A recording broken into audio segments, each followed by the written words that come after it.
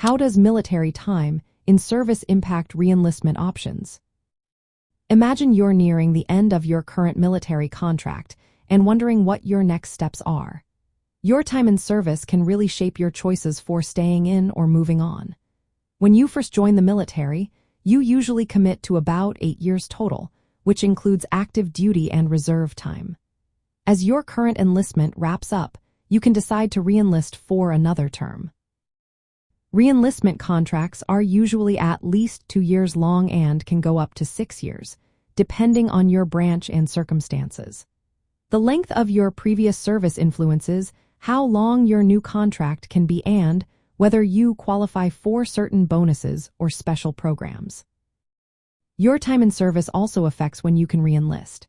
The military sets specific windows, often starting a few months before your current contract ends, so you can plan ahead. If you're close to your high year of tenure, which is the maximum time allowed in your rank or total service, you might face restrictions unless you get a waiver.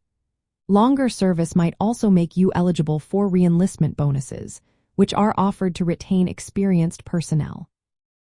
Your eligibility to re-enlist is also determined by your discharge status and re-enlistment codes. These codes range from fully eligible to ineligible, and some requiring waivers. For example, if you have an honorable discharge and an Re-1 code, you are usually good to go. But if you have a less favorable discharge or an Re-4 code, you might need special approval to rejoin.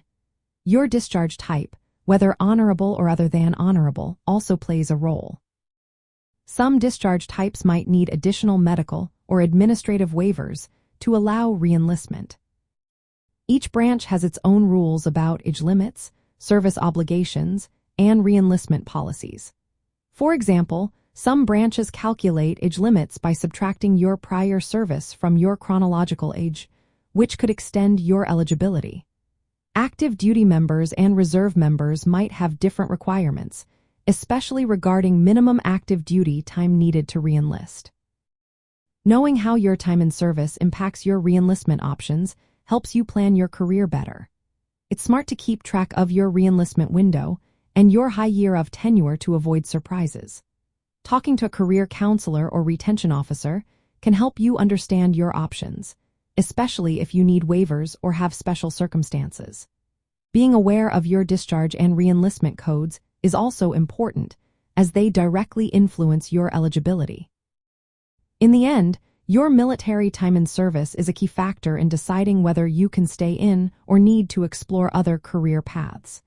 It affects your contract length, eligibility for bonuses, and the possibility of waivers. Understanding these details helps you make informed choices about your future in the armed forces or beyond.